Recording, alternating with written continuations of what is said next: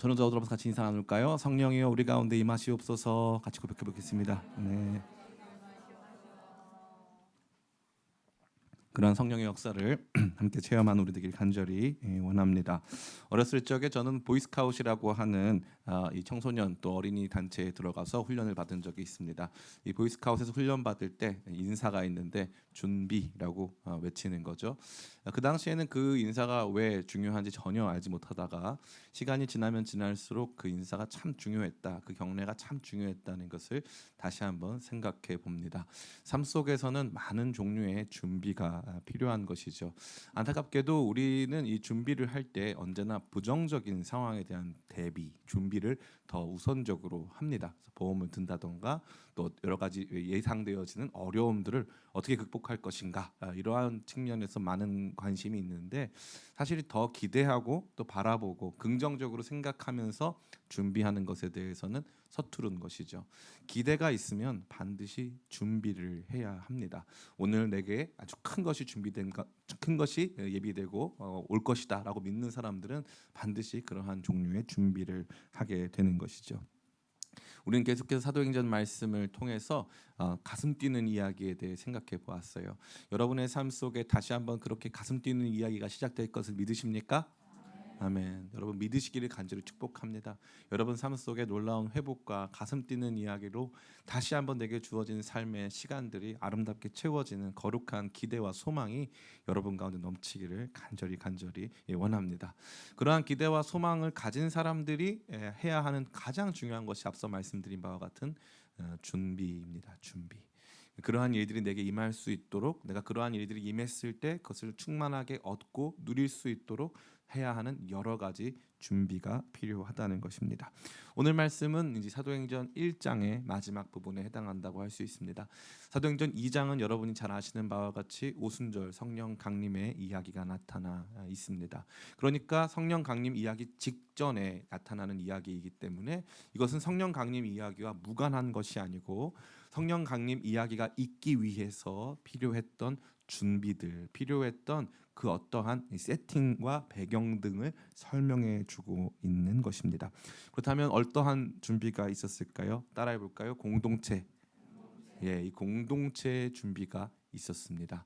그냥 나 혼자 준비하는 것이 아니라 공동체 준비가 있었다는 것이죠. 이게 누가복음과 사도행전의 차이점입니다. 누가복음에서는 예수님께서 이 땅에 오실 때에 사람들이 준비하고 있었어요. 개인적으로 기도했습니다. 개인적으로 성전에 나가서 기도하고 또 준비했어요. 그런데 사도행전은 공동체가 같이 준비를 합니다. 거기에 큰 차이가 있는 것이죠. 그래서 누가복음의 이야기는 어찌 보면 개인의 구원, 개인의 유익, 개인에게 일어난 놀라운 변화에 초점이 있다면 이 사도행전은 교회를 통해서, 공동체를 통해서 얻게 되는 이익, 공동체를 통해서 얻게 되는 유익, 이런 것들이 잘 나타나 있다고 할 수 있습니다. 제가 공동체 얘기하니까 많은 분들이 그럼 오늘 설교는 내 삶과 무관하구나 라는 생각하기 쉬운데 절대 그렇지 않습니다. 이 공동체가 굉장히 중요한 거예요. 우리 공동체 안에 일어나는 일들이 저와 여러분 개인에게 아주 큰 영향을 미치기 때문입니다. 우리 학교, 우리 직장, 우리 나라, 우리 사회, 우리 가정 안에서 일어난 일이 개인인 나에게 많은 영향을 미치는 것처럼 교회 안에서 일어나는 변화가 성도님들의 삶에 많은 변화를 끼치는 것입니다. 제가 어떤 집사님하고 얘기 나눴는데 그 집사님이 그 얘기 하시더라고요. 학교는 뭐 적게 다니면은 20몇 살까지 다니다가 많이 다니면 30살까지 다니는 게 학교고, 그 다음에 이제 뭐 다양하게 가정도 여러 가지 변화를 겪고 하면서 존재하는데 딱 한 기관, 교회는 태어날 때부터 죽을 때까지 다니더라. 그러니까 교회가 한 사람의 삶에 미치는 영향이 그만큼 크다는 것이죠. 그러니까 교회라고 하는 공동체가 어떠한 모습인가가 우리 개인에게 있어서는 너무나도 중요한 것이다라고 감히 말씀드릴 수 있는 것입니다. 아무쪼록 오늘 이 말씀을 통해서 성령의 충만을 경험하기 위해서 공동체적으로는 어떠한 준비가 있었는가, 그리고 그 공동체의 일원으로서 나는 어떠한 준비에 어떠한 모습으로 동참해야겠는가라고 생각하고 또 그러한 가운데 은혜 받고 그 은혜대로 결단하는 저와 여러분 다 되시기를 예수님의 이름으로 축원합니다. 아멘. 이 오늘 말씀을 통해서 우리가 보게 되어지는 중요한 이 공동체의 모습은 총 세 가지입니다. 첫 번째로 따라해 볼까요? 기도하는 공동체. 예, 기도하는 공동체가 아주 중요하게 나타나 있습니다. 13절과 14절 말씀 우리 같이 읽겠습니다. 13절 14절 같이 읽습니다. 시작. 들어가 그들이 유하는 다락방으로 올라가니 베드로, 요한, 야고보, 안드레와 빌립, 도마와 바돌로메, 마테와 및 알페오의 아들 야고보, 셀로신 시몬, 야고보의 아들 유다가 다 거기 있어 여자들과 예수의 어머니 마리아와 예수의 아우들과 더불어 마음을 같이하여 오로지 기도에 힘쓰더라. 아멘. 우리는 이 말씀의 마지막 부분 14절에 보니까 오로지 기도에 힘쓰더라라는 표현을 통해서 기도에 대한 열정이 얼마나 대단했는가를 볼 수 있습니다.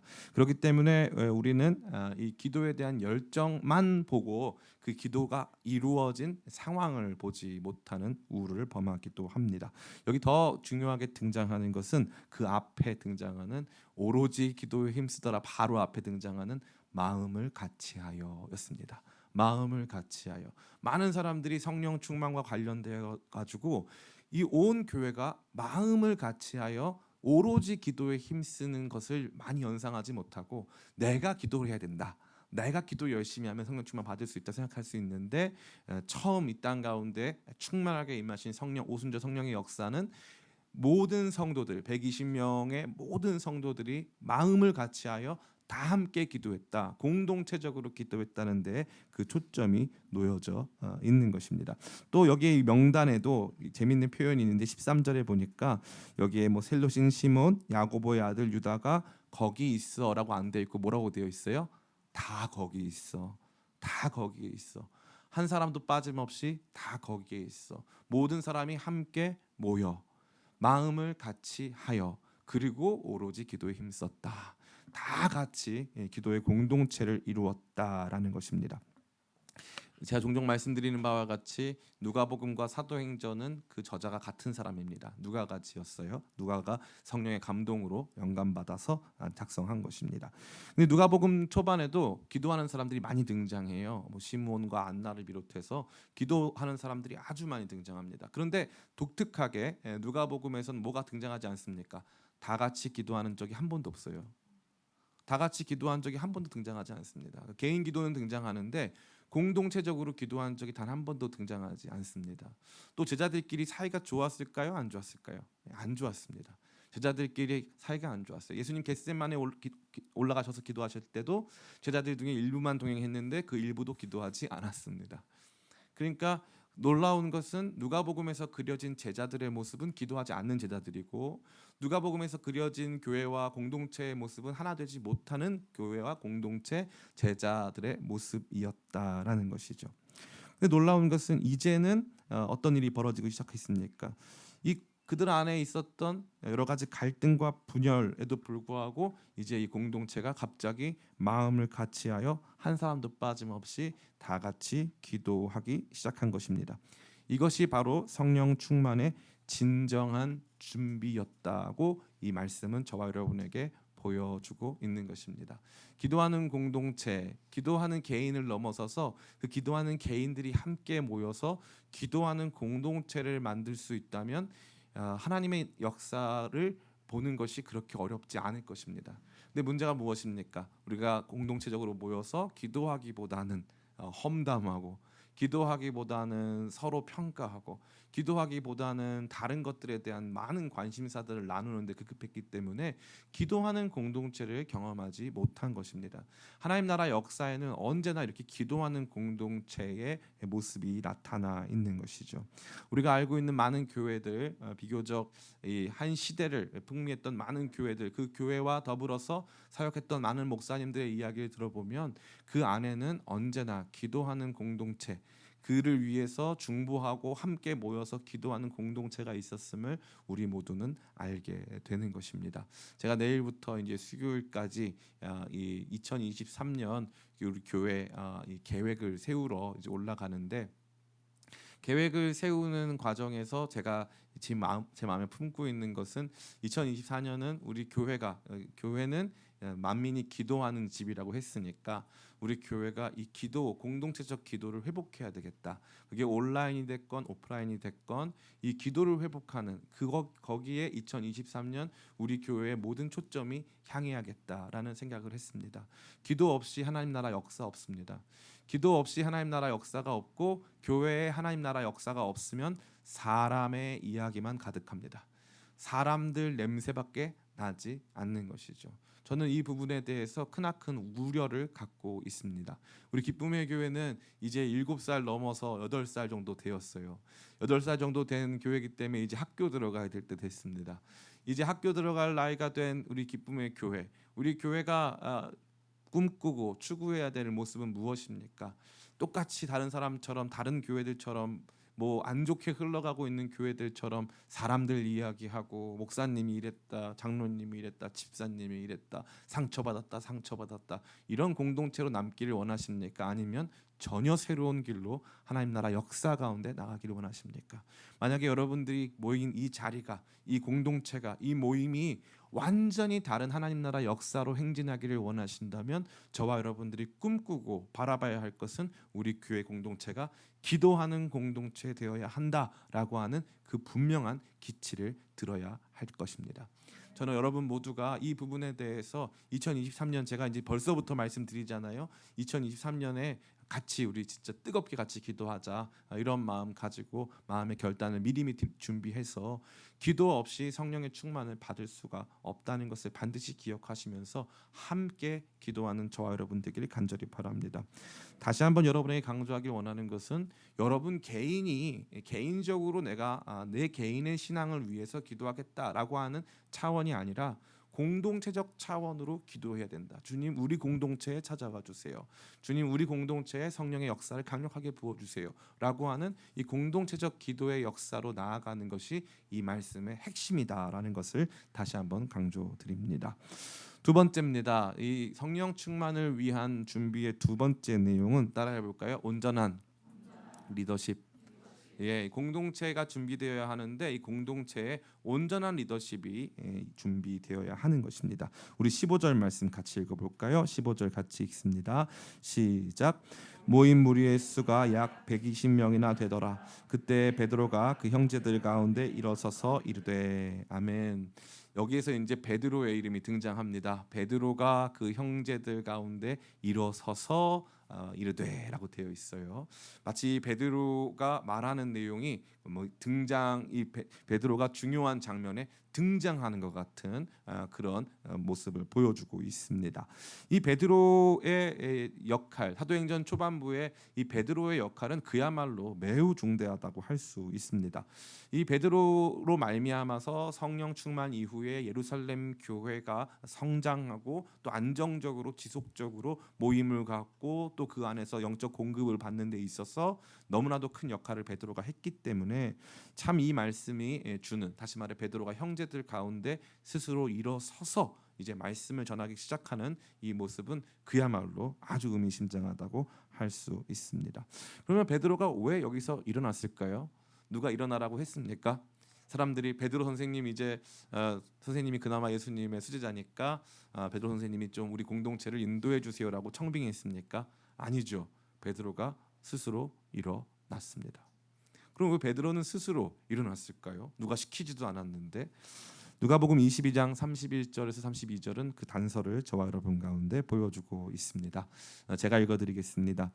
시몬아 시몬아 보라 사탄이 너희를 밀가부르듯 하려고 요구하였으나 그러나 내가 너를 위하여 내 믿음이 떨어지지 않기를 기도하였노니 너는 돌이킨 후에 내 형제를 굳게 하라. 아멘. 이것은 베드로에게 주신 주님의 부탁이었습니다. 베드로는 아마도 오로지 기도에 힘쓰는 그 순간에 예수님의 이 말씀이 떠올랐을 수도 있습니다. 그러나 누구도 베드로가 주도적 역할을 할 것으로 기대하지는 않았습니다.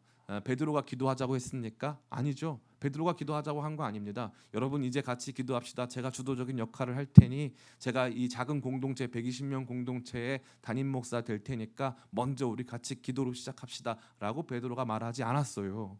너무 놀라운 것은 베드로가 기도 중에 이 말씀이 떠올랐든지 안 떠올랐든지 베드로가 스스로 일어나서 이 모임을 주도하고 여기에서 갑자기 성경에 기반한 말씀을 나누고 그뿐만 아니라 지금 이 교회에 필요한 이제 가룟 유다로 말미암아서 채워져야 하는 다른 마지막 사도를 채우는 그 작업을 자발적으로 하고 있었다라는 것입니다. 그는 형제들 가운데 이러한 일들이 반드시 필요하다라고 하는 분명한 확신을 가지고 자발적으로 일어나 있는 것입니다. 이것은 제가 누차 저희 교회와 관련돼서 강조한 거룩한 자발성입니다. 성령의 역사는 언제나 이러한 거룩한 자발성 속에서 일어나는 것입니다. 참 놀라운 것은 여러분 여기 보시는 바와 같이 사도행전에서는 이 사도의 12명을 굉장히 중시하지 않습니까? 그런데 나중에 보면은 사도행전 이 뒤에 보면은 바나바와 바울도 사도다라고 칭하고 있어요. 그리고 뿐만 아니라 사도 바울 자신도 여러 서신서에서 자신을 사도라고 고백하고 있습니다. 너무 흥미롭지 않습니까? 특별히 사도 바울은 자기 자신에 대하여서 자기는 이방인들을 위한 사도다, 부름받아서 보냄받은 사람이다라고 강하게 증거하고 있습니다. 누가 시켰죠? 바로 성령이 시켰습니다. 성령께서 그에게 그 마음을 주셨기에 그는 누가 시키지 않아도 일어나서 제가 사도입니다. 제가 이 민족을 위해서 이 이방인들을 위해서 제가 제 삶을 바쳐 복음을 전하겠습니다. 라고 하는 거룩한 자발성이 있었다는 것이죠. 이거 굉장히 중요한 것이 아닐 수 없습니다.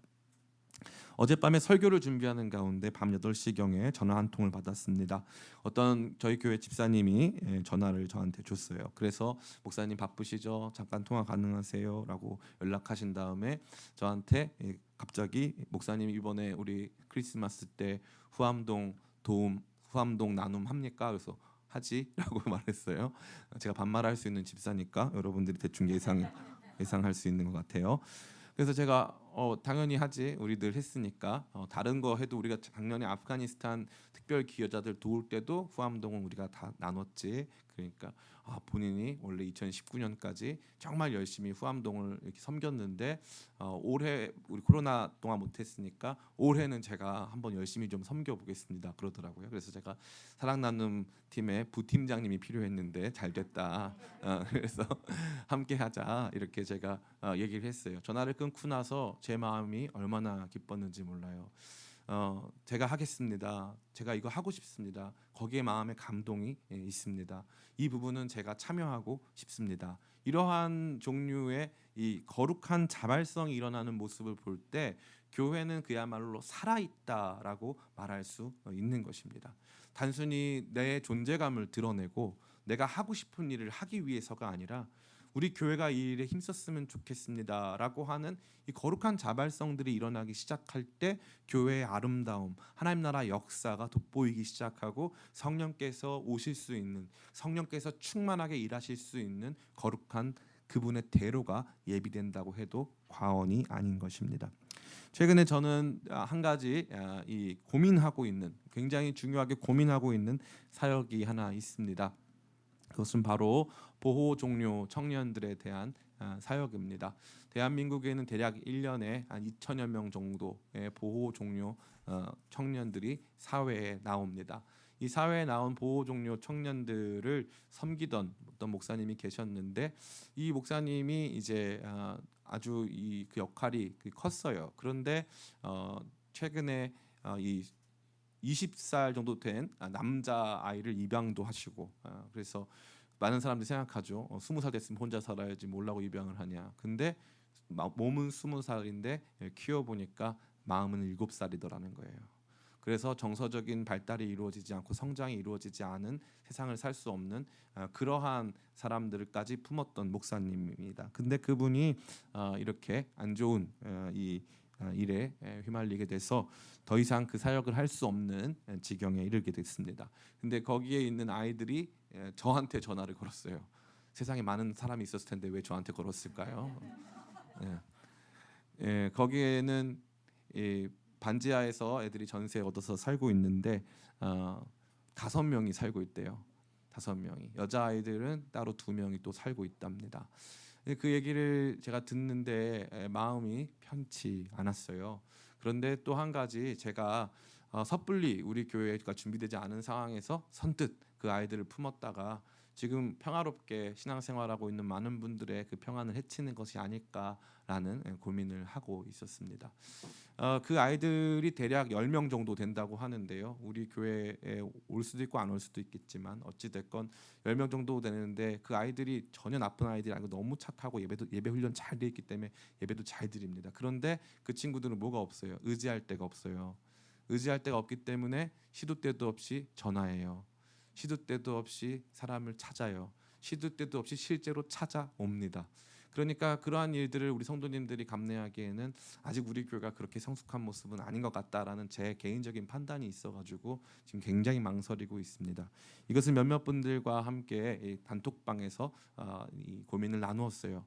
근데 이것에 대한 우려를 갖는 게 당연하고 저도 그런 우려가 있는데 어떤 분들이 막 전화를 해요. 전화를 해가지고 목사님 이거 힘들어도 우리 하면 안 될까요? 제가 이거 돈 되겠습니다. 제가 이거 이만큼 할 테니까 목사님 이거 우리 하시죠. 이런 사람들이 있었어요. 물론 이것에 대해서 부정적이거나 또 다소 소극적인 태도를 취하는 것이 결코 나쁜 건 아니고 저 역시도 그러한 두려움이 있습니다. 그런데 교회가 살아있다라고 하는 것은 그 일이 좋은 일이건 나쁜 일이건 참여하고 그것을 통해서 일하고 그것을 통해서 하나님께서 어떻게 역사하시는지를 보고 싶습니다라고 하는 사람들이 있을 때 교회가 살아있다는 거예요. 그냥 안 된다. 당연히 저도 안 되는 결정으로 할 수도 있어요. 제 담임 목사고 제가 은근히 소심합니다. 그래가지고 그러면 안 되겠다 해가지고 그냥 바로 접을 수도 있어요. 그렇게 접어온 일들도 많이 있습니다. 근데 가만히 생각해 보면은 기쁨의 교회가 처음 시작할 때부터 지금까지 이 선교 이 일들도 마찬가지였어요. 그래서 일본 선교라든가 이 웨일즈 선교 역시 이 웨일즈 많이 다녀왔던 친구들이 저한테 와가지고 목사님 웨일즈에 너무 좋은 목사님이 계신다면 만나보셨으면 좋겠습니다. 해가지고 만나고 또 교제하고 또 그 상황을 보았더니 우리 교회가 함께하면 좋겠다 생각해가지고 함께한 거고 터키도 마찬가지예요. 각자 성도님들이 볼 때 정말 필요한 사역이라고 믿었던 거. 그러니까 많은 사람들이 생각했을 때 이요한 목사님이 선교를 주도한다. 그래서 이요한 목사님이 데리고 온 사람, 이요한 목사님이 아는 사람, 그런 사람들을 주축으로 선교가 이루어지고 있다 생각하시는 분들이 많은데 착각 중에 착각입니다. 예, 착각 중에 착각이에요. 그 중에 제가 원래 알던 분은 단 한 분밖에 없어요. 단 한 분. 미얀마 조현조 선교사님 빼고는 단 한 분밖에 없었어요. 다른 모든 분들이 네팔 송영기 선교사님도 제가 전혀 모르던 분이었고 일본 최현웅 선교사님도 제가 전혀 모르는 분이었고 그 뒤에 어떤 분도 제가 아는 분들이 없었어요. 그런데 제가 만나 보니까 성도님들이 건의해 주셔가지고 성도님들이 저한테 오셔서 목사님 이분 도와야 됩니다라고 말씀하셨을 때 제가 너무 기쁘게 그분의 거룩한 자발성을 같이 호응하면서 나아갔을 때 우리 교회가 이렇게 선교하는 교회가 됐고 많이 돌보고 섬길 수 있는 교회가 된 줄을 믿습니다. 교회를 세워가는 데 있어서 그 리더십의 핵심이 무엇이냐? 누군가가 리더가 될 때 단순히 사람들이 그 사람을 좋아했거나 또 그 사람을 의지해서 리더가 되는 것이 결코 아닙니다. 그것은 세상이 보여주는 모습인 것이죠. 교회는 그렇지 않습니다. 주님의 놀라운 부르심 속에서 각자 자발적으로 일어나는 것입니다. 목사님 제가 이 일을 하기를 원합니다. 목사님 제가 이 부분을 섬기기를 원합니다. 제가 한번 해보겠습니다. 이러한 사람들이 많을 때 교회가 좋은 것이지 지금 기쁨의 교회의 제일 문제가 뭡니까? 대표 기도를 아무도 안 하려고 한다는 사실입니다. 대표 기도 부분에 대해서는 거룩한 자발성이 전혀 일어나지 않고 있습니다. 다 어디로 도망가고 있습니까? 설거지. 다뭐 그쪽으로 도망만 가지. 여기는 자발성이 임하지 않는 곳이. 그래서 남녀한 목사님 진땀 흘리면서 뭐 전화하면은 뭐 그렇게들 반응이 안 좋아요. 예. 이거 보면서 안타까움이 있는 거죠. 자발성, 거룩한 자발성으로 제가 하겠습니다. 교회가 아름다울 때, 너무 근사할 때는 바로 이 거룩한 자발성에 의한 것이라 할 수 있습니다. 목회자 역시 마찬가지입니다. 이 리더십의 핵심은 바로 목회자 아니겠습니까? 이 목회자들 역시 그 목회자가 된 동기가 매우 중요하다고 할 수 있습니다. 목회자가 된 동기가 그저 교회 안에서 자신의 생활을 영위하고 직장 생활을 하듯이 이 목회 현장을 통해서 자기와 자기 가정이 먹고 사는 문제를 해결하겠다라고 하는 태도를 가진 목사님들이 계시다면 그런 분들이 많이 안 계실 줄 저는 믿는데 그런 분들이 계시다면 그곳에서는 성령의 역사가 거의 일어날 수 없습니다. 안타깝게도 그러기가 불가능합니다. 저는 2006년 9월 11일 날 설교를 처음 시작했어요. 그때 저는 신학생도 아니었고 아무것도 아니었어요. 그때 저희 어머니가 목회하시던 명인교회 남대문 시장에 있는 그 명인교회에서 아무도 안 시켰는데 제가 그 당시 담임 목사님이었던 저희 어머님한테 설교 한번 하게 달라고 했어요. 설교 한번 하게 달라고. 그래서 2006년 9월 11일 지금도 있지 않아요. 2006년 9월 11일 날 제가 하고 싶어서 신학교도 안 갔는데 설교하겠다고 해서 설교를 시작한 거예요. 왜 했을까요? 성령께서 저에게 너무 뜨거운 마음을 주셨기 때문에. 너무 뜨거운 마음을 주셔서 전하지 않고는 견딜 수 없는 마음을 주셨습니다.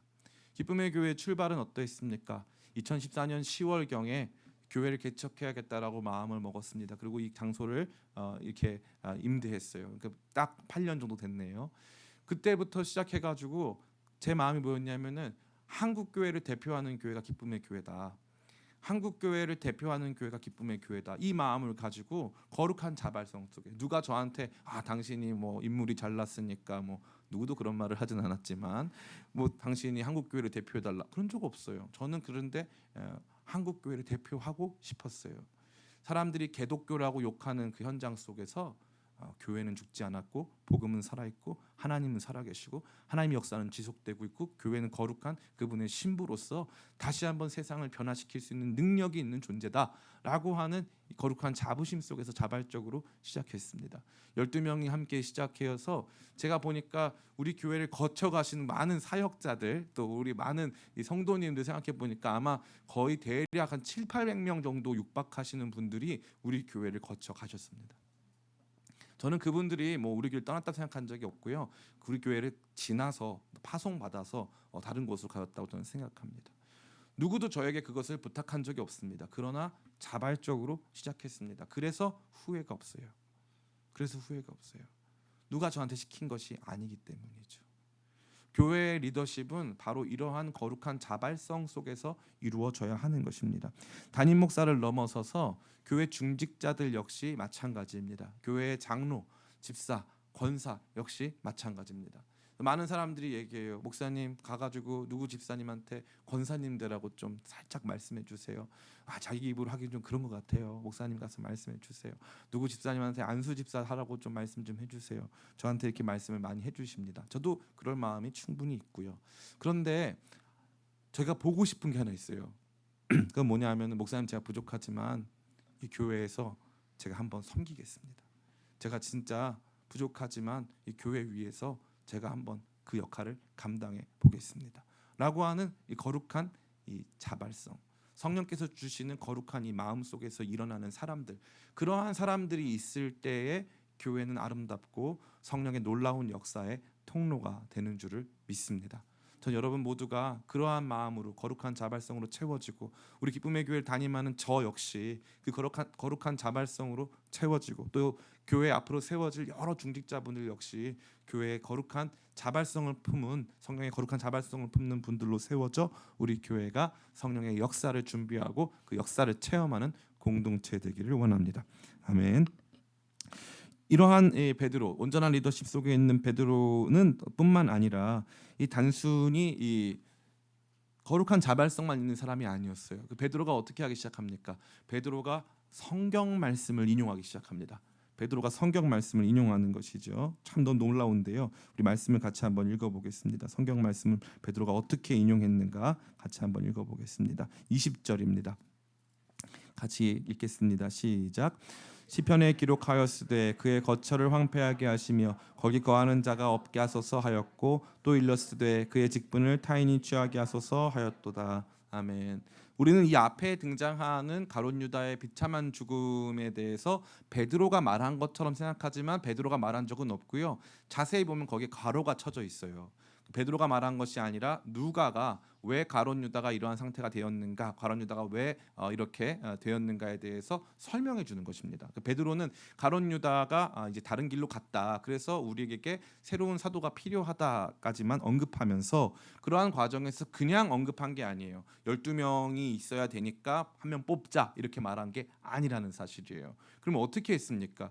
하나님 말씀을 가지고 우리 성도들을 설득합니다.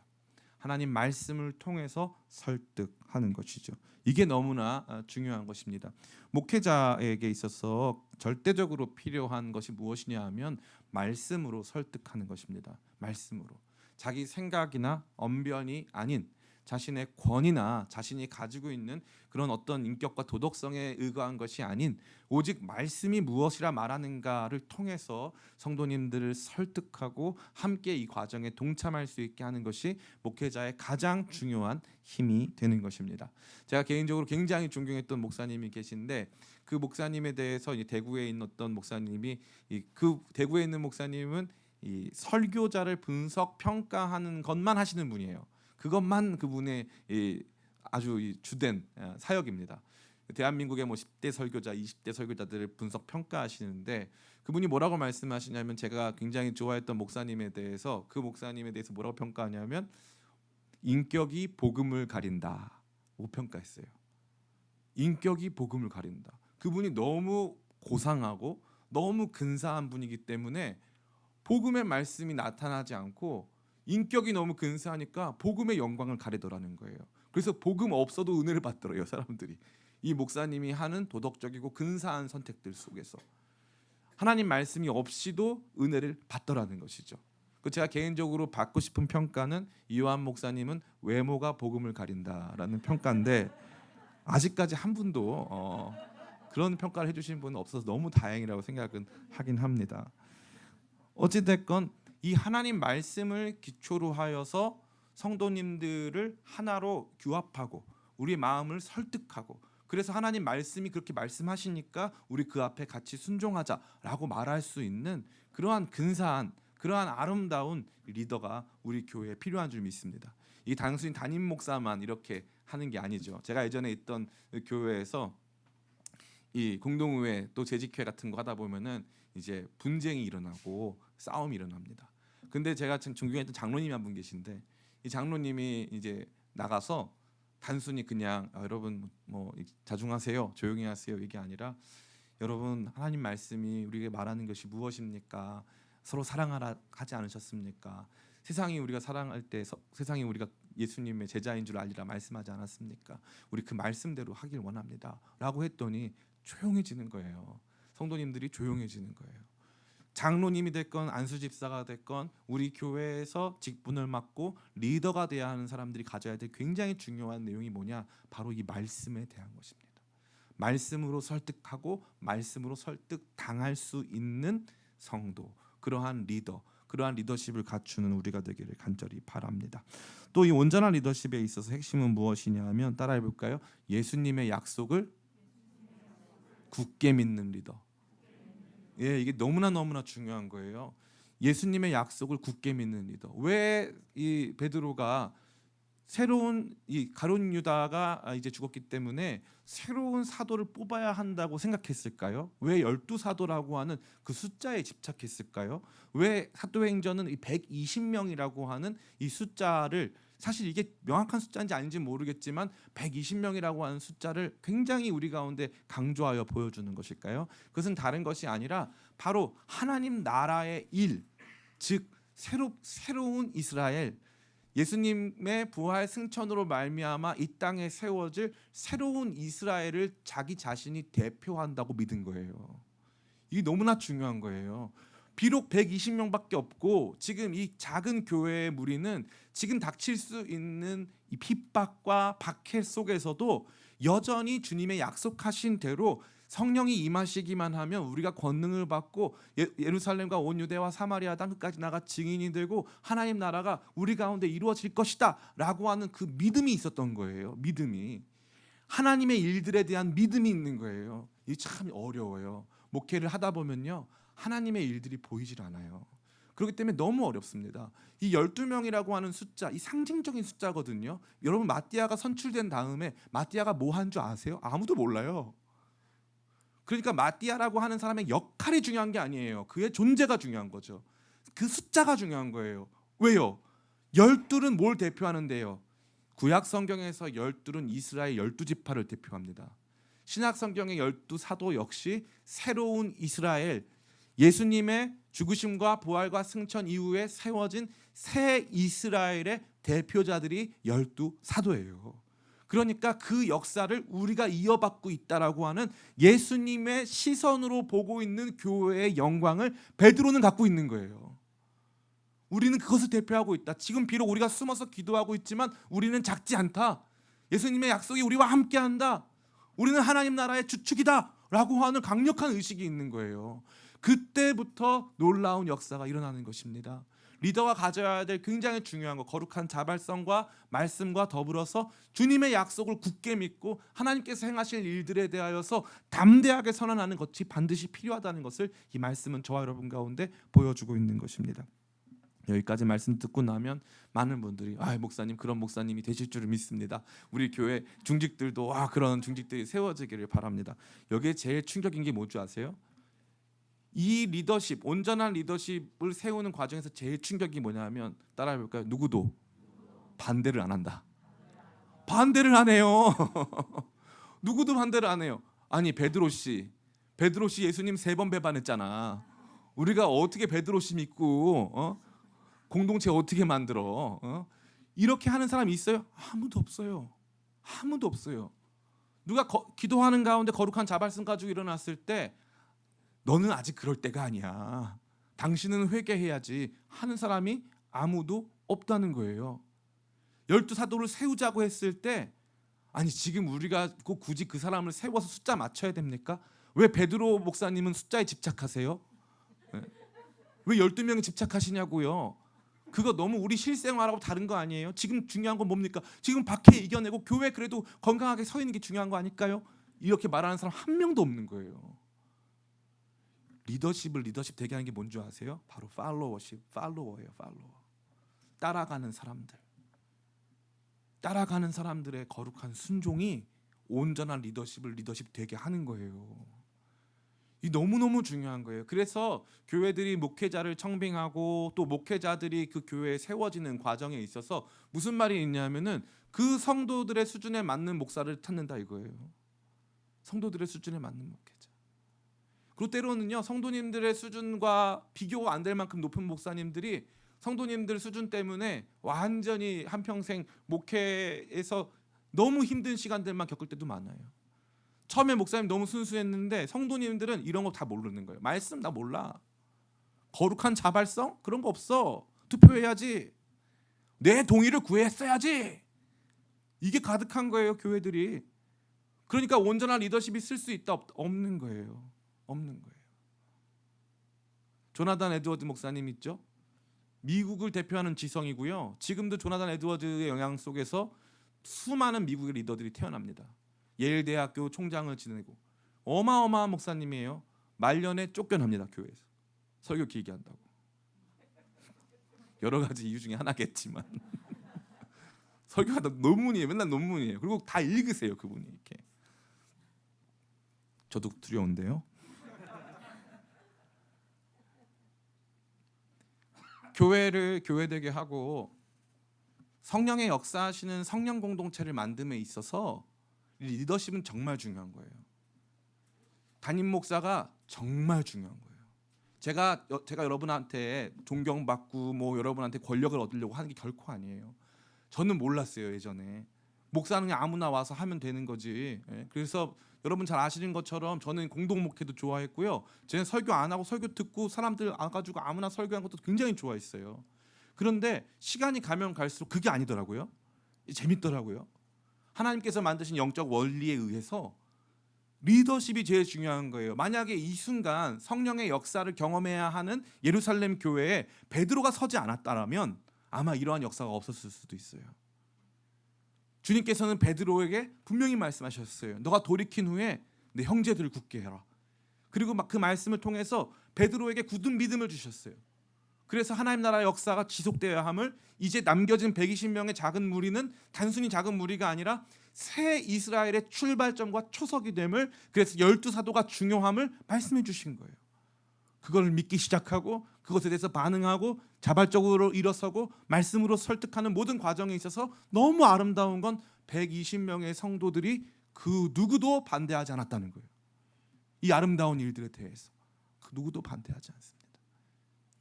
마음을 같이하여 온전히 기도에 힘쓸 때 교회가 이러한 하나됨을 경험하는 줄을 믿습니다. 저는요, 기왕 시작한 교회잖아요, 우리 교회.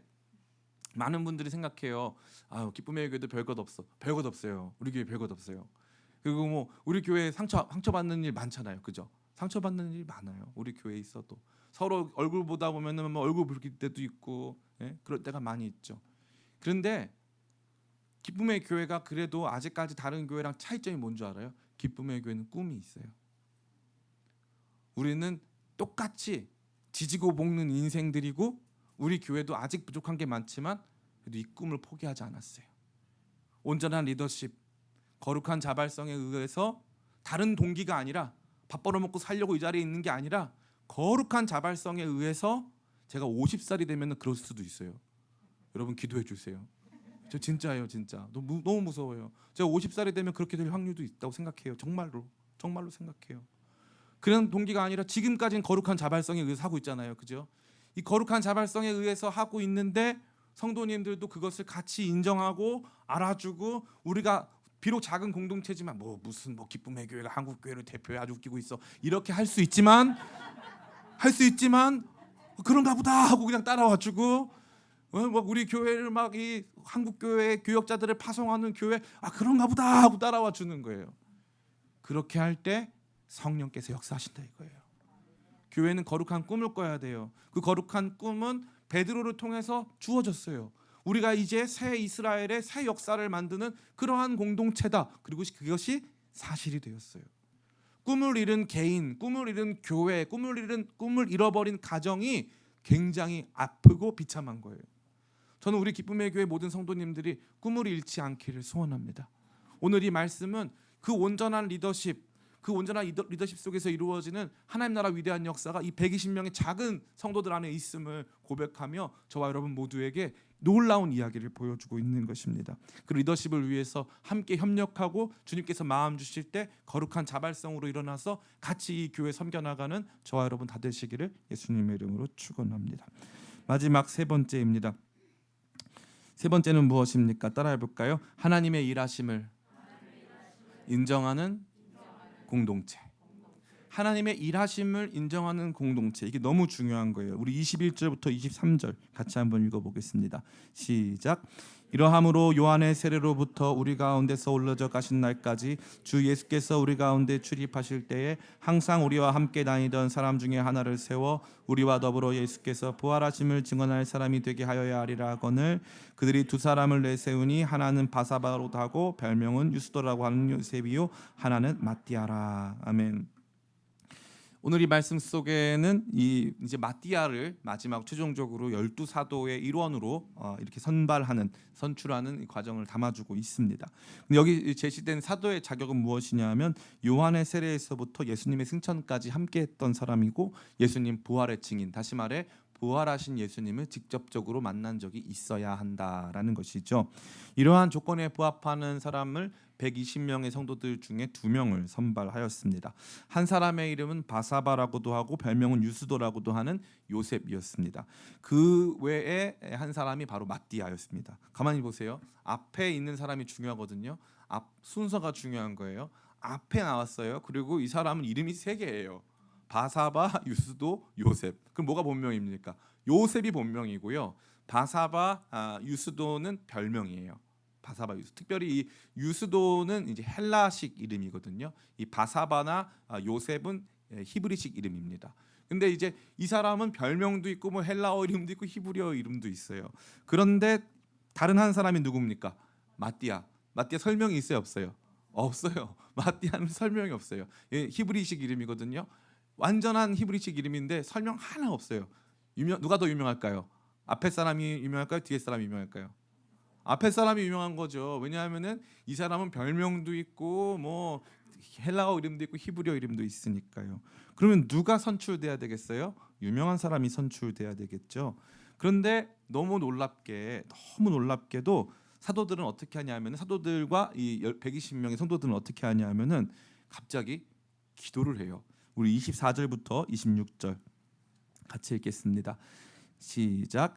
그들이 기도하여 이르되 뭇사람의 마음을 아시는 주여 두 사람 중에 누가 주님께 택하신 바 되어 봉사와 및 사도의 직무를 대신할 자인지를 보이시옵소서. 유다는 이 직무를 버리고 제 곳으로 갔나이다 하고 제비보다 마띠아를 얻으니 그가 11사도의 수에 들어가니라. 아멘. 이 기도가요, 이 보시는 뭇사람의 마음을 아시는 주여, 이 두 사람 중에 누가 주님께 택하신 바 되어 봉사와 및 사도의 직무를 대신할 자인지를 보이시옵소서. 이 기도가 사도행전에 기록된 첫 번째 기도예요. 기도의 내용이 그대로 기록된 첫 번째 기도. 온 성도들이 다 같이 기도한 기도, 그 기도 내용이 그대로 다 기록되어 있는 것이죠. 우리는 종종 여기에서 제비뽑기에 주목을 해요. 하나님의 뜻이 제비뽑기에 있나 보다. 그래서 실제로 저희 교단에서도 한동안 이 마지막 2명 뽑아놓고서는 제비뽑기로 해가지고 난감한 경우를 많이 겪었어요. 제비뽑기로 총회장을 뽑아가지고 그런 적이 있었어요. 저희도 요즘에 안 합니다. 제비뽑기로 안 하는데 많은 사람들이 그럼 목사님이 결정적인 순간에 우리도 제비뽑기 하면 되겠네요. 대표 기도도 제비뽑기 하고 성도들 이렇게 해가지고 다 나눠주고 이제 하나 뽑아서 날짜까지 적혀 있는 딱 쪽지 받아가지고 대표 기도도 하고 그럼 좋겠네요. 놀라운 것은 오순절 성령 강림 이후에는 제비뽑기가 등장하지 않습니다. 성령 강림 이후에는 제비뽑기 필요 없어요. 성령이 감동 주시거든요. 그걸 믿는 거예요. 그래서 여기까지는 제비뽑기가 있지만 그 뒤에는 제비뽑기가 등장하지 않습니다. 그러기에 우리가 더 주목해야 될 것은 무엇입니까? 이 120 성도들이 하나님의 뜻을 구하고 있다는 거예요. 주님 알려주세요. 이 둘 중에 누구를 뽑아야 할지. 잘 보세요. 누구를 뽑아야 할지 정해져 있어요. 누구 뽑으면 됩니까? 유스도라고도 하고 바사바라고도 하고 요셉을 뽑으면 돼요. 제일 유명한 분이고 알려져 있어요. 그런데 2명이 선출됐어요. 근데 더 유명한 사람이 아니라 전혀 등장한 적이 없는 사람, 앞으로도 등장하지 않을 사람, 그 사람을 뽑게 되는데 그 과정에서 투표하지 않고 그 과정에서 민주적인 방식으로 해결하지 않고 그 과정에서 제비 뽑기 전에 기도했다는 거예요. 제비 뽑기가 중요한 게 아니고 그 앞에 기도가 중요한 거예요. 기도가 너무나 충격적인 거예요. 세상에는 상식적인 교회가 있어요. 상식적인 교회는 기본 교회예요. 기본 교회. 모든 것을 상식적으로 행하는 교회. 기본 교회. 인간적으로 옳고 인간적으로 좋은 것이죠. 상식이 당연히 인간적인 부분에 있어서 우리에게 필요한 것이고 좋은 것은 사실입니다. 그러나 상식이 언제나 옳은, 상식만이 유일한 우리에게 권위를 가진 것이 될 수는 결코 없습니다. 교회는 상식에 의해 존재하는 것이 아니요, 교회는 계시에 의해 존재하는 것입니다. 그렇기 때문에 교회는 때로는 모험을 합니다. 상식을 뛰어넘는 선택을 하게 되는 것이죠. 그런데 이것이 철저히 하나님의 뜻 가운데 이루어져야 되고, 교회가 이러한 비범한 선택을 할 때 하나님의 뜻을 함께 구하는 일들이 있어야 하는 것입니다. 하나님의 뜻이 어디에 있는가? 하나님의 뜻이 어디에 있는가? 이게 제일 중요한 문제라고 감히 말씀드릴 수 있습니다. 온 교회가 하나님의 뜻 앞에 잠잠하고 하나님께서 원하시는 뜻이 어디에 있는가를 향하여서 같이 기도할 수 있는 교회가 된다면, 그때부터 교회는 성령의 임재, 성령의 충만함을 경험할 수 있는 거룩한 준비가 이루어진다 해도 과언이 아닌 것입니다. 최근 우리 한국 사회에서 제일 많이 부흥하고 있는 교회 꼽으라면 저 성남에 위치한 선한목자교회라고 할 수 있습니다. 이 선한목자교회 유기성 목사님을 제가 개인적으로 만날 수 있는 기회를 가진 적이 있는데, 이 목사님 만나서 이 목사님이랑 이 대화를 했어요. 저랑 몇몇 이렇게 이 목회자들과 신학생들 같이 만나서 대담을 나누었는데, 목사님이 이제 워낙 그렇게 찾아오는 사람이 많으니까 그렇게 이제 대화를 하시는데 약간 영혼 없이 이렇게 하시더라고요. 근데 그분이 꼭 해주시는 얘기가 그 선한목자교회 건물과 관련된 이야기였어요. 건물을 정말 엄청난 빚을 지고 있는 상황에서 목사님이 담임 목사님으로 부임을 하셨고, 담임 목사로 부임한 다음부터 할 수 있는 게 없어가지고 기도하고 예배하는 것밖에 할 수 있는 게 없어가지고 그거 하고 있는데 이제 교회가 조금씩 부흥을 하면서 간신히 그 교회가 완공될 수 있었고 부채를 아는 채로 완공될 수 있었다는 거죠. 그때 이제 교회가 이제 아직 오픈하기 전인데 예수전도단 화요 모임에서 이 교회 공간이 좋으니까 아직 오픈하기 전이지만 우리가 화요일 날 예배를 좀 드리게 해달라. 그러니까 그 교회는 감리교회이기 때문에 기획위원회가 있는데 기획위원회를 열었더니 장로님들이 반대를 한다는 거예요. 이게 어떤 예배당인데 우리가 이거 어떻게 지었는지 아시지 않습니까, 목사님? 이것 때문에 얼마나 고생했는지 아시지 않습니까? 여기서 우리 교회 성도들도 이거 안 써봤는데 여기서 그 청년들 와가지고 여기서 예배 드린다고 하면 말이 다 됩니까? 성도들이 뭐라고 보겠습니까? 그래가지고 이제 갑론을박이 막 나온 거예요. 근데 그 교회는 참 좋은 전통이 있는데 이제 목사님이 누구든 이렇게 종을 딱 치면은 1분간 침묵이에요. 1분간 침묵. 하던 말 다 멈추고 그 1분간 침묵 참 좋더라고요. 딱 치면 1분간 침묵. 그 다음에 이제 그 목사님이 우리 그러면 예수님이라면 어떻게 하셨을까 한번 생각해 보자는 거예요. 예수님이라면 어떻게 하셨을까요? 빌려줬을까요? 안 빌려줬을까요? 그랬더니 이제 아까 반대하던 장로님이 예수님이면 빌려줬죠 라고 말을 한 거예요. 그러고 나니까 이제 그 말이 입에서 선포되는 순간 그러면은 우리도 빌려줘야 되는 거잖아요. 예수님의 몸이니까. 그렇게 해서 빌려주기 시작했다는 거예요. 이게 감사하게도 성장하는 교회와 죄송하지만 조금 퇴보하는 교회의 차이가 뭐냐면 성장하는 교회는 공세적이에요. 공세적이고 공격적이에요. 그런데 진취적이고. 근데 이 퇴보하는 교회의 중대한 특징이 뭐냐면 방어적이고 수세적이에요. 그래서 지키려고 하는 거예요. 지키는데 더 많은 관심이 있어요.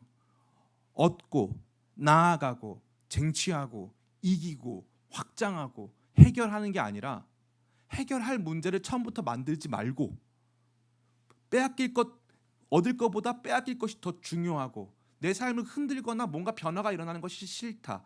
그러한 교회 공동체가 송구한 말씀이지만 퇴보하는 교회의 전형적인 모습입니다. 전형적인 모습이에요. 그러한 교회에서 제일 많이 나오는 말이 뭔지 아세요? 상식이에요. 상식. 상식적으로 하자. 상식적으로 하자. 상식적으로 그건 말이 안 됩니다. 이거 누가 알면 큰일 납니다. 예. 거기에는 뭐가 들어갈 공간이 없는 줄 아세요? 하나님의 뜻이 들어갈 공간이 없어요. 하나님의 뜻이 들어갈 공간이 아예 차단돼 있어요. 아예 차단돼 있어요. 이 요셉과 마띠아 이 두 명의 12사도라고 하는 그 영광스러운 새 이스라엘을 대표하는 그 영광스러운 이름에 한 명이 올라가야 하는데 여기에서는 투표가 없어요. 추천은 있어요. 투표가 없어요. 여기에서는 선거운동이 없어요. 이 교회에서는. 그럼 목사님, 우리 교회에서도 앞으로 선거운동 없고 그런 거 없나요? 저는 선거운동이 재밌기 때문에 했으면 좋겠어요. 언젠가 그래서 나중에 장로님 선거도 선거운동도 하고 막 사진도 막 멋있게 찍고 막 이렇게 해가지고 1번 장로님 뽑아주자 막 이렇게 했으면 좋겠어요. 상처 안 받는 걸로 하고 했으면 좋겠어요. 그런데 너무 안타깝게도 많은 분들이 뭐 하냐면 이 하나님의 뜻을 인정하는 공동체를요 어떻게 하냐면 이거 거절하는 게 아니에요. 이거를 포기해요. 포기해요. 요셉이냐 마띠아냐. 우리의 모든 관심은 어디에 있어요? 그러면 요셉이 얼마나 상처받았을까? 요셉이 그렇게 열심히 해가지고 사람들이 바사바의 이름의 뜻의 학설은 두 가지인데 하나는 그가 안식의 아들이다. 안식 평안의 아들이다라는 의미고 또 하나는 사바라고 하는 사람의 아들이다 이 뜻인데 어느 쪽이 됐든 자체가 유명한 사람인 것은 확실해요. 근데 만약에 그가 안식의 아들이라는 표현이었다면은 다른 사람들을 쉬게 하고 안식하게 하면서 자기가 일했던 사람인 거예요. 그죠? 그의 헬라식 이름은 유스도입니다. 유스도는 이 저스틴 정의를 의미하는 거예요. 공정하고 바른 사람이에요. 그의 성품과 그의 생활이 어떠했는지 그의 이름과 별명에서 다 드러납니다. 그럼 우리 생각은 이 사람 상처받는다 이거예요. 이 사람 상처받는다. 상처받는다. 근데 교회가 어떻게 기도해 봤더니 어떻게 됐어요? 마띠아 선출하고 잡음이 없어요. 잡음이 없어요. 누구도 잡음이 없어요. 여기서 떨어진 요셉도 잡음이 없어요. 하나님의 뜻을 인정하는 공동체. 떨어진 사람도 인정하는 거예요. 마띠아도 부정하지 않아요. 사실 마띠아 입장에서는 좀 부담스러웠을 거예요. 왜냐하면 우리가 마띠아의 이름을 그전에 본 적이 없거든요. 그러니까 저를요? 제가요? 우리 다 똑같죠. 제가 여러분들한테 마치 뭐 청년부 회장에도 맡기면 제가요? 저를요? 사람들이 저를 모를 텐데요. 다 이러는 거예요. 맞아요. 그런데 중요한 게 뭐냐면 하나님 뜻이냐가 제일 중요한 거예요. 사람의 뜻이냐가 아니라 하나님 뜻이냐. 저는 이 부분에 있어서 제가 지난 이 8년간 교회를 이끌어 오면서 상식적으로 하려고 노력을 많이 했어요. 상식적으로 하려고. 근데 상식적으로 하려고만 하면 나중에 문제가 되고 다들 상처를 받아요. 재밌더라고요. 상식적으로 하고. 그리고 나서 또 재밌는 게 누구 부탁을 하면은 또 그 사람은 안 하겠다고 하고, 그 사람이 안 하겠다고 해서 다른 사람 시키면은 그 사람이 상처를 받고. 야, 이거 흥미진진하더라고요. 그때 깨달았어요. 아, 이게 하나님의 뜻이구나라고 하면은 담임 목사가 쉽구나. 누가 안 한다고 하면은 하나님 뜻인가 보구나. 누가 한다고 하면 하나님 뜻인가 보구나. 일이 이렇게 가면은 하나님의 뜻인가 보구나. 저렇게 가면 하나님 뜻인가 보구나. 왜냐하면 시간이 가면 갈수록 목사는 할 수 있는 게 별로 없어요. 목사는. 저는 그래서 대통령들 욕을 많이 안 합니다. 왜냐하면은 대통령이, 제가 뭐 특정한 정파를 말하는 게 아니에요. 지금뿐만 아니라 그 전도 마찬가지인데 대통령 자체를 욕하지는 않아요. 왜냐하면 할 수 있는 게 별로 없어요. 할 수 있는 게 그냥 앞에 서 있는 것밖에 없는 거예요. 할 수 있는 게 별로 없어요. 큰 역할이 없습니다. 근데 너무 안타깝게 담임 목사도 그래요. 할 수 있는 게 별로 없어요. 많은 사람들은 제가 뭐 엄청난 권위적이고 뭐 목사님은 그냥 카리스마가 있다. 있긴 뭐가 있습니까? 이제 얼굴 보세요. 다 타버렸잖아요. 없어요. 제가 깨달은 게 뭐냐면 하나님 뜻대로만 하면 아무 문제가 없어요. 그러니까 제 관심사는 뭐냐? 하나님 뜻이 어디 있지? 이거예요. 하나님 뜻이 어디 있지? 이제는 더 낮아질 것도 없어요. 이제 뭐 망가질 것도 없고 잃을 것도 없어요. 그냥 하나님 뜻이 어딘지만 보면 돼요. 하나님 뜻이 어디 있는지만. 제가 아까 긍정적인 의미에서 말씀드렸지만 기쁨의 교회를 이렇게 지나가신 분들이 700명 지금 다니시는 분들 포함해서 700~800명이 지나갔어요. 7년 전에 사진을 봤는데 그 사진에서 지금 남아있는, 그때 이제 그날 사진, 그날 원래 그때 이제 우리 강설민 집사도 있고 다 있었지만 그날 사진에 그때부터 지금까지 남아있는 사람은 안병희 집사 혼자예요. 기쁨의 교회 암모나이트 수준이죠. 캐면 나와요. 이제 뭐 캐다 보면 막 나와요. 화석과도 같은 존재인데 그냥 뭐 캐면 안병희 집사 나와. 이 사진에도 있고 이 사진에도 있고 다 있어요.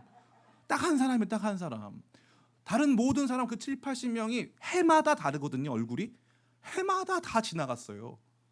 그때 깨달았죠. 아, 교회는 큰 저수지가 아니구나.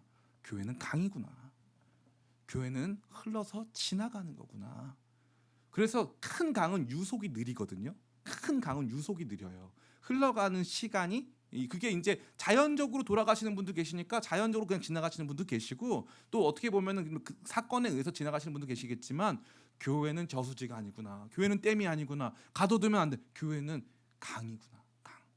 그러니까 그 다음부터 제 마음이 너무 편안한 거예요. 뭐 그분들 가서 좋다 이 뜻이 절대 아니고 마음이 아파요. 지금도 자다가 운다니까요. 지금도 누가 나간 그 뭐 특정한 분들이 있죠. 지금도 생각나서 울어요. 지금도. 여러분 상상도 못하세요. 지금도 맨날 하루 이틀 우는 게 아니고 맨날 운다니까요. 지금도. 왜 내가 무슨 잘못을 했지? 이러면서 지금도 운다니까요. 이거 목회, 이게 사람이 할 게 아니에요. 네. 진짜예요. 사람이 할 게 아니에요. 그런 시간들을 지나가면서 제가 경험하는 건 뭐냐? 부흥하는 교회는 공세적이에요.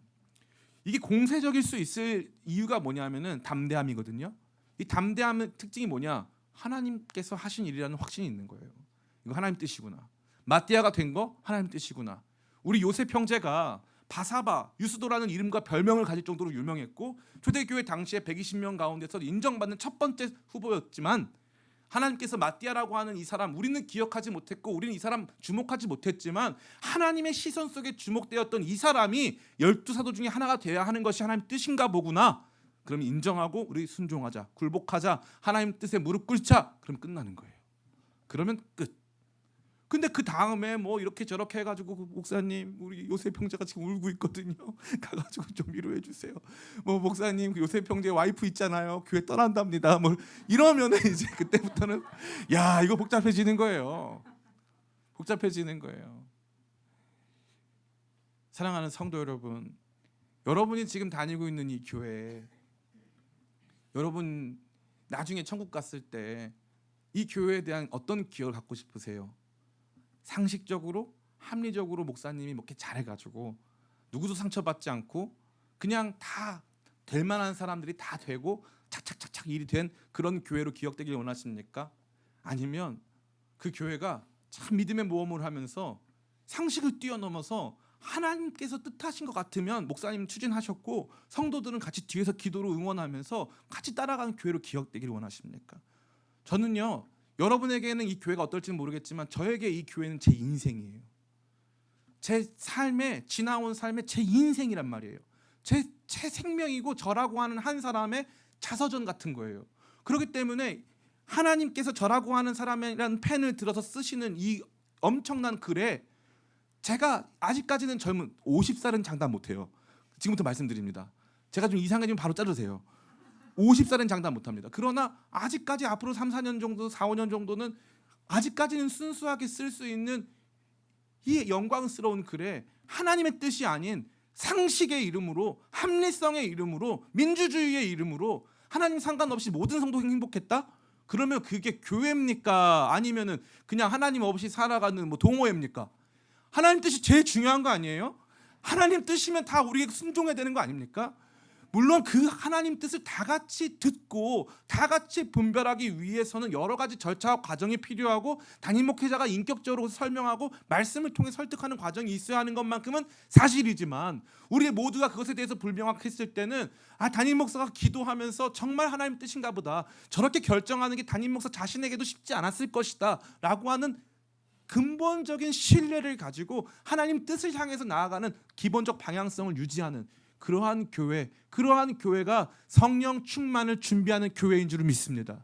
저는 우리 기쁨의 교회가 그 영광스러운 이야기를 써내려 나갈 때 하나님의 뜻을 인정한 교회로 기억되기를 축복합니다. 우리가 조금 불편하고 힘들어도 하나님 뜻이 거기 있음에 우리 같이 순종했다. 목사님도 어려운 결단하셨고 우리 모두도 어려운 결단에 동참해서 민주적으로, 상식적으로, 합리적으로 했다는 것이 훈장이 아니라 하나님 뜻대로 한번 해봤다. 하나님 뜻에 한번 순종해봤다. 어려운 길도 한번 걸어봤다. 하나님께서 원하시니까 유명한 사람 아니고 우리가 잘 몰랐던 사람이지만 그 사람 우리가 한번 세워봤다 라고 기도하고 고민하고 그렇게 증언할 수 있는 위대한 믿음의 이야기를 남기는 저와 여러분 다 되기를 간절히 축원합니다.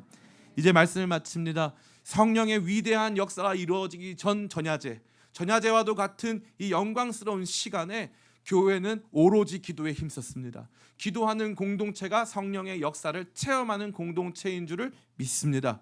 이 교회 안에 형제들 가운데 호련히 베드로가 일어섭니다. 누구도 베드로가 왜 일어섰냐고 질문하지 않았습니다. 성령께서 주신 거룩한 자발성 속에 베드로가 일어나 말씀으로 설득합니다. 말씀으로 설득해서 온 교회가 나가야 될 예수님의 약속 굳게 붙들게 나아가는 것입니다. 담임 목사 또 중직자 또 우리 모든 성도가 그러한 리더십의 질서 안에 순종해서 나아갈 때 성령의 귀한 역사 임하는 줄을 믿습니다. 뿐만 아니라 교회의 교회됨은 하나님의 뜻을 인정하는 데 있는 줄을 믿습니다. 교회가 어디로 나아갈 때 그것이 하나님의 뜻인가가 가장 중요한 것입니다. 목사가 저렇게 하려고 이렇게 하려고 장로가 이렇게 하려고 저렇게 하려고가 아니라 하나님의 뜻이냐 아니냐 그것을 분별하고 그것이 하나님의 뜻이라면 그것이 말씀 속에서 우리가 경험한 바가 확실하다면 그 앞에 순종하고 그 앞에 동의하고 그 앞에 같이 지지하고 멋있게 걸어갈 때 사도행전 2장의 성령의 역사가 시작되는 것입니다. 그 성령의 역사를 기다리고 사모하며 이러한 교회 공동체, 이러한 공동체의 일원으로 세워지고 건설되는 저와 여러분 다 되시기를 예수님의 이름으로 축원합니다. 아멘. 잠시 우리 같이 기도하겠습니다.